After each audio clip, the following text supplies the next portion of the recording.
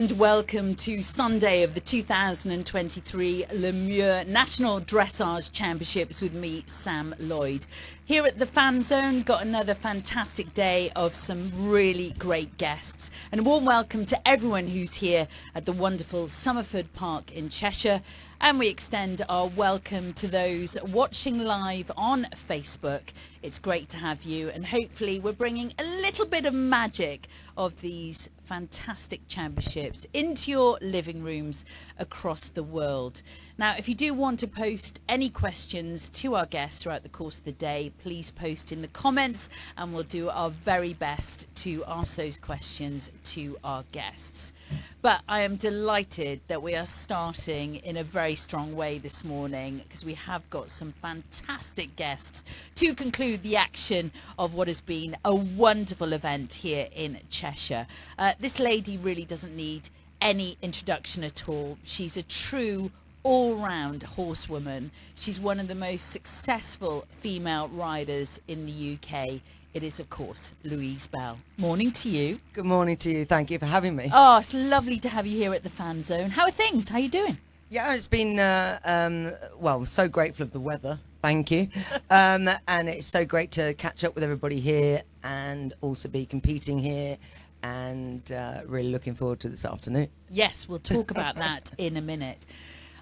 Everyone I've spoken to, all my fantastic guests, we've been talking about the significance of this event in terms of the calendar, the equestrian calendar. But it is a fantastic event, and Somerford Park have had it for some years now, and they really know how to put on a good show, don't they? Yeah, again, going back to the weather, this place is fantastic, as long as the weather's on our side. Every year, I think it's somewhere that everybody likes to think, oh, I'll see you at the Nationals. I'll see you at the Nationals, we'll catch up there, and you really do. And for us as riders, we get to catch up with all our sponsors and owners and support team, and people that you've missed out on all summer because you've been busy competing abroad or at home. And it is just that place, you know, that you always make time to be there for the people that you know you're going to say, I'll see you there. I know, it's a great meeting point, catching up with friends. And also, it's a fantastic venue and arena for these young up-and-coming horses to experience this kind of atmosphere, isn't it? Yeah, definitely, because it's a championship atmosphere, and you could easily be at a CDI abroad, and if they can cope here, they will cope anywhere. No, it's very, very special. And of course, a very special year for British dressage. 25 years. Just try to put into words the impact that this sport has had on you, and indeed the impact that you've given, and because you've given so much to this sport. But when you reflect, you know, over the years, this sport, I mean, you've been so passionate about it. Yeah, you know, I'd only just literally started dressage when I watched the team in Greenwich, and Charlotte and Carl and Laura, and it was, I mean, I know everybody there felt what I felt, but when you just taken a new career on, I was very successful at what I did before, but I wanted a new challenge, and that inspiration that they gave me, and I've known Carl for a very long time, been very friends for a long time, and it's just masterful riding, absolutely incredible sportsmanship, and those horses and the training and the quality of education that it is given everybody, and we're all inspired by them. And this year with the team, with Gareth, Carl, Lottie, Charlotte, they're out of this world for me. I mean, we know that to us they're all rock stars. I tell Lottie all the time, rock star. Charlotte is just an absolute machine. She is a tremendous horsewoman who, again, came through the showing ranks, so, you know, girls come from. You having trouble with that mic there? I think so. It keeps going on and off, does it? Yes. Is it? But truly, what goes into this sport, everybody that is here has gone through the dedication, the hard work, the horsemanship that is needed to prepare a horse for Grand Prix dressage. novice level dressage, prelim dressage. Is that one better? Yes, I'm going to give you another mic. There you go. Okay, that's better. Hopefully it's better. Yeah, everybody, doesn't matter what level it is, the attention to detail that is needed to keep a horse sound, healthy, happy, wanting to do its job, it starts at every single level. And we are all inspired by our best. When you actually get to perform on a team with the best is surreal. But you know anything is achievable if you get the program right, and you've got the right horse. I mean, we're leading the way, aren't we? GB is Absolutely. leading the way. I mean, you mentioned about the legacy of London 2012, but recently the European Championships just a week ago in Riesenbeck in Germany. And it's that very, very special, what I call team spirit. Completely, and it really was a dream team. I know we all go on about it, but it really was. And but I mean, we know that Carl himself has done so much for this sport as a person, as a rider, as a trainer. He is something else, but everybody that's on that team has their gold medal for a reason. They are gold in every way, and with Lottie, with her support with Van Ols, is just unreal. And to be able to be a selector I know they said their job was hard, but I think it was very easy this year. Sorry, Judy. And what you've alluded to, in whatever elite sport, you all need role models. So whatever level you are in this sport, Yeah. you know, you might have a full-time job, but it's your passionate hobby. You might be coming through the ranks in terms of grassroots. We all need individuals to aspire to, right? Yeah, totally. And visualization is a huge part of the game anyway. And not only watching and learning, I took myself to the best shows possible back in the day, just watching and learning and seeing the top riders doing their job as well as I was learning. We learn every day. None of us know everything. Horses teach us that. And every horse is different. And no matter how good your basic knowledge is that there is always that one horse that makes you have to think outside the box. In my case, it's probably several, but... Now, I know how busy you are. What's going on in Louise's life at the moment? Just trying to survive day to day. What excitement. I have several riders at home that I'm bringing on from novice to achieving their dreams and everything they want to do, whether that's working hunter riders, some ponies, and then the dressage horses that I compete in dressage myself. I don't compete in showing anymore, but I help plenty of people do it. And I've got event riders and some show jumping riders that I help that are actually out there coming to the realization that flat work makes their jumping better. So it's great for me because I have always been an all-round horse person. Yes, dressage is my passion, but I can teach anybody, I can teach anything, whatever they need, I'm there. Do you enjoy that element? Because you've achieved so much as a rider. I mean, in my intro, as I mentioned, which is true, you're an all-round horsewoman when we look back at your career. But now, in essence, giving something That's because back. I'm so old. No, you're not. Showbiz age. But now you're at that point with that invaluable experience. How much do you enjoy? I know you still enjoy the competing from the dressage perspective, but how much do you enjoy the training element and giving your invaluable experience back to others? Do you enjoy that? I absolutely. I don't enjoy it. I love it. As long as people don't mind that I'm probably more passionate.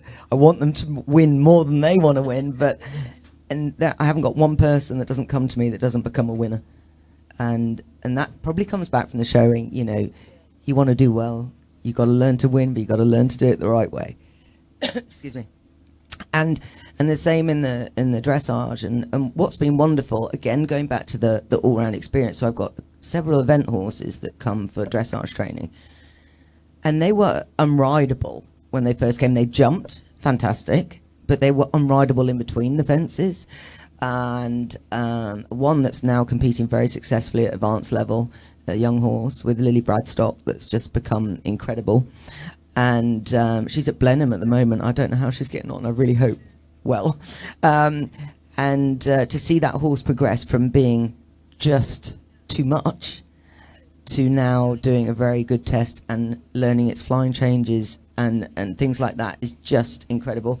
And, you know, I wouldn't have been able to teach that if I hadn't have put everything that I earned into my training when, you know, training, it's the knowledge. But you need to be a sponge and not a brick.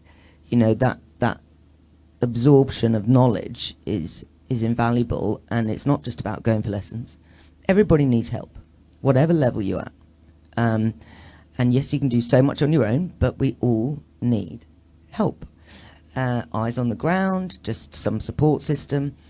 But when you're in your early days, like I'm teaching younger people, older people, whatever, they just, if they're a sponge and can absorb, go away, think about it, come back so we can move forward rather than working on the same things over and over again. They progress really well, and I'm there for them wherever I can be.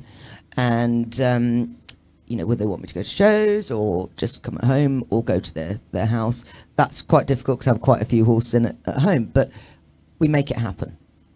So it is important that whoever you have is there to support you in every single way, because I've been there when you're not supported, and it breaks your heart. So, yeah.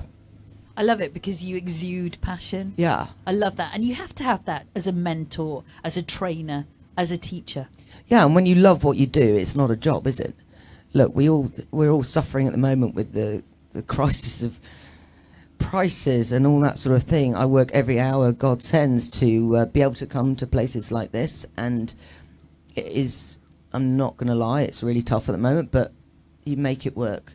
And you have this, anybody that you've dealt with over the years, they all know that everybody's going through a tough time, and it is difficult for everybody. You know, the hay prices, the straw prices, the shavings, you know.